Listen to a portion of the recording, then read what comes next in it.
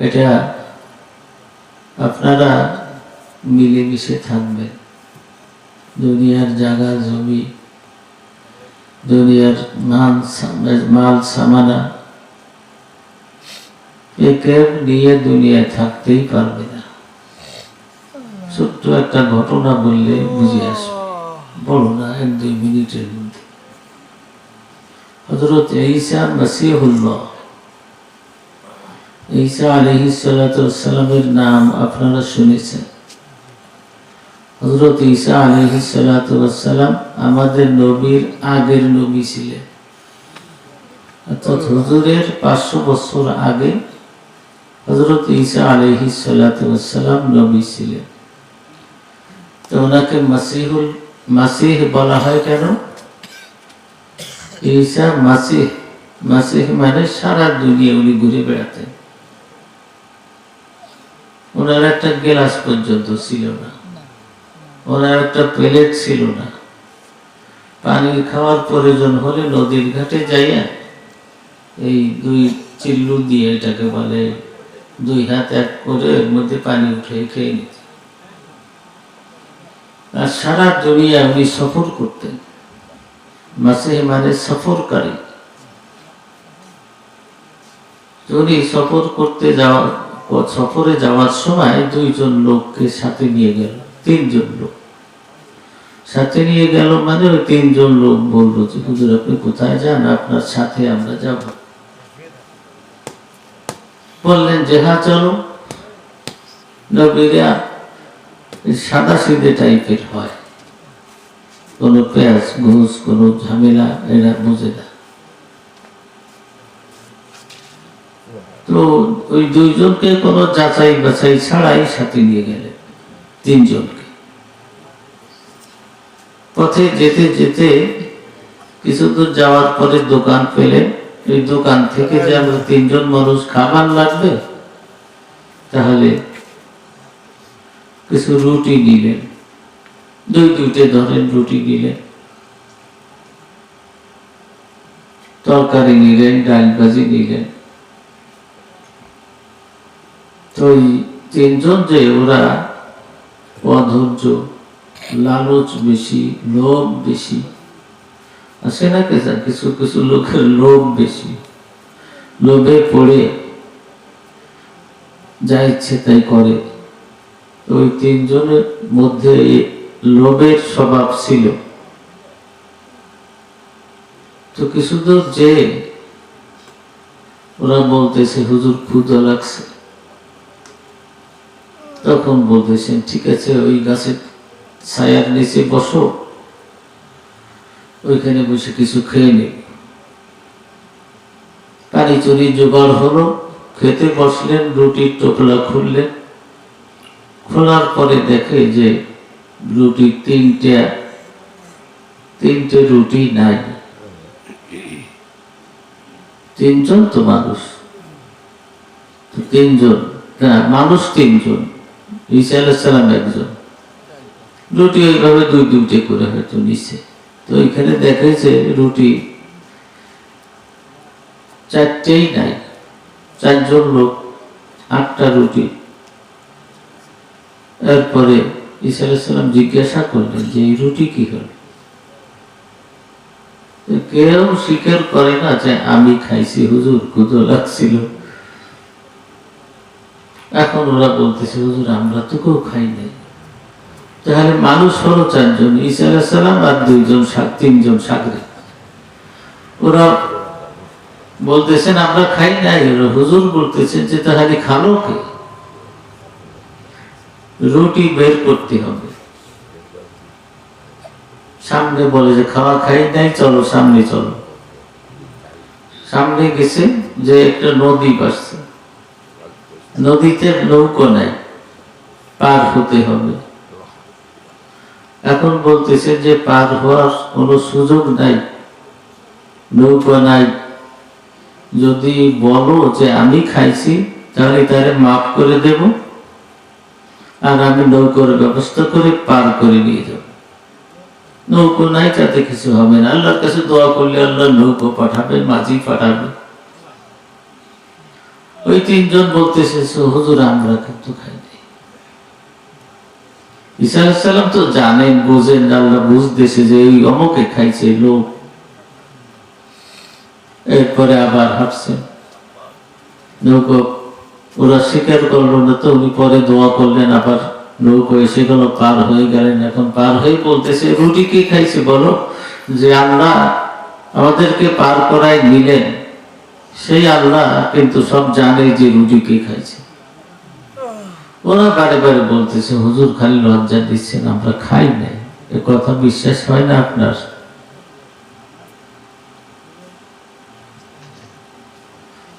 এরপরে আবার রওনা, আবার সামনে বাড়তেছে।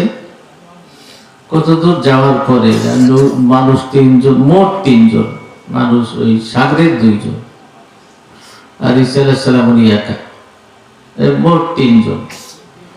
এক জায়গায় যে দেখছেন যে ভালো সুন্দর বড় স্বর্ণের তিনটে চাংলা আছে। এখন ওই দুইজনের তো খুব লোভ লাগছে যে এটা নিতে পারতাম।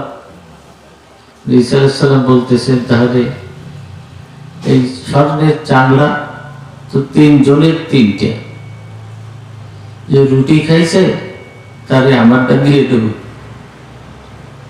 বলছেন যে রুটি খাইছে তারে আমার ভাগ দিয়ে দেব। এখন ওই দুইজনে ঝগড়া করছে, কয় যে হুজুর আমি খাইছি। আর একজন কয়েছে ওরা তুই খালি কোন ভাবে? তো আমি খাইছি। এখন ওই দুইজনে যে ভাগ নিয়ে ঝগড়া বেঁধে গেছে। ঈসা আলাইহিস সালাম বললেন যে লোভী লোক নিয়ে আমি সফরে যাব না, তো ওই তিনখান তোমরা ভাগ্য করে নিয়ে যাও, আমি চলি, আমার সাথে এই লোক লাগবে না। উনি কত দূর চলে গেছে, চলে যে অনেক বেড়ে গেছে, অনেক দূরে চলে গেছে। আর এরা তো এখানে বসে এই স্বর্ণের চাংড়া, এখন দুইজনে চিন্তা করতেছে যে আমি একা নেই। একজনকে যে একটু বুদ্ধিমান বেশি সে বলছে যে এই রুটি নিয়ে আসো, খেটে তারপরে নিয়ে যাবেন। তো চিন্তা করছে যে রুটি নিয়ে আসুক, আসার সাথে সাথে ভালো কাঠ একখান জোগাড় করে রাখছে, আসার সাথে সাথে ওর পিটেন দিয়ে ওর মাথা ভেঙে আমি 3 খান দিয়ে চলে যাব। রুটি নিয়ে আসছে, আর রুটিওয়ালা আনতে গেছে যে সে চিন্তা করতেছে যে ও যখন এই রুটি তো খাবে, তা আমি একটু দেরিতে খাবো, আরে আগে খাওয়াবো, খাওয়ানোর পরে ও মরে যাবে, বিষ মিশিয়ে নিয়ে যাব, তো খালি খাবার সাথে সাথে ও শেষ হয়ে যাবে, আমি একা নিয়ে যাব। দুইজনের নিয়ত কিন্তু ওর খাতি, কেউ কাউরে খাতি দেবে না, নিতে দেবে না, ও সব একজনেই নেবে। তখন ও আসার সাথে সাথে যেই কাঠ জোগাড় করে রাখছে ওটাতে পিটেন দেশে তো মাথা ভাঙছে, ওটা শেষ হয়েছে। এখন 3 খান সামনের চাংলা একজনের হয়ে গেছে। এখন চিন্তা করতে যাক, শত্রু তো গেছে, তাই এখন রুটি একা খেয়ে নেই। এখন খাইছে তো খাইয়েই তো চিৎ পটান দিছে, দুইজন সামনের চাংলা জায়গায়। ঈসা আলাইহিস সালাম আবার ঘুরতে ঘুরতে আইছে, এই পদ্ধতি ওরাতেই ভাবে মোয়ার বেটা তো বুঝতেছি। তাই সে দেখে যে দুইজন করে যে পাজরের হাড় গুলো খাড়া খাড়া হয়ে রয়েছে, আর গোস্ত পোস্ত যা তা সব জীব জানোয়ারে খেয়ে গেছে, আর সামনের যে 3 চাংলা ওই জায়গায় পড়ে আছে। এই ঘটনা খালি খালি না ভাই, যে যাই করি, যাই জোগাড় গোছান, যাই আমাদের কাছে সম্ভব, সব কিন্তু ওরকম জায়গার জিনিস জায়গায় থেকে যাবে, আর আমি এই দেশে থাকবো না। এই জন্য কবি বড় সুন্দর করে বলছেন, ये चमन यूं ही रहेगा और हजारों जानवर अपनी अपनी बोलियां सब बोल कर उड़ जाएंगे। এই যে বাগ বাগিচা সব এখানে থাকবে, আর এখানের পাখিগুলি আস্তে আস্তে এখান থেকে উড়ে উড়ে সব কেউ জাহান্নামে যাবে, কেউ জান্নাতের রাস্তায় চলে যাবে, প্রথম ঘাটিতে কবরে যাবে। কথা বলার সময় নেই। এই জন্য আমাদের মধ্যে যেন লোভ কাজ না করে, সব সময় খেয়াল, দুনিয়ার লোভ, লিপসা, এইতে কিন্তু মানুষ মারাত্মকভাবে ক্ষতিগ্রস্ত হয়। এদিকে আমরা খেয়াল রাখি। আর মেয়ে ছেলেদের মধ্যে কিছু খারাপ স্বভাব আছে, এই মুখ চালানো স্বভাব আছে নাকি? সব স্ত্রী স্বামী তো খবর জানে যে আমাদের বাড়ির রহিমের মা কেমন। তো সবচেয়ে বড় বৎস্বভাব হলো মুখ চালানো। মুখ চালানো তো করছেন, ঝগড়া, স্বামী একটা করিও 10টা কয়ে জিতে যাবে, এভাবে মুখ চালাতে যাবেন, সবর করবে। এক মহিলা সে হুজুরের কাছে গেছে তাবিজ আনতে। হুজুর এক গ্লাস পানি পড়িয়ে দিয়েছে, তাবিজ নিয়ে এসে হুজুর বলে দিয়েছে যে করবা কি, যখনই তোমার স্বামী একটু রাগ হবে, কিছু কথা বলবে, তখন তুমি এই পানি খাবা, মুখের মধ্যে জমা রাখবে, মুখের মধ্যে জমা রাখবা, ফেলবা না। তো ভাই পানি গালের মধ্যে রাখলে কি কথার উত্তর দেওয়া যায়? এরকম তাবিজ দিয়ে দিছে। কয়েকদিন ওই দৌড়ে যায় রান্নাঘরে, যে পানি খায়, যেই স্বামী একটু বেশি কয়, একটু বাধা ভাব হয়, সেই যে মুখে পানি নেয়। এখন ওই স্বামী চিন্তা করতেছে যে তো কথাটা তো কয় না, কি হলো, কোনো ভাব ধরলো না, জেনে ধরলো না, পরিচিত ধরলো, যে এইরকম করতেছে। কয়েকদিন তো আর কোনো কথার জবাবই দেয় না।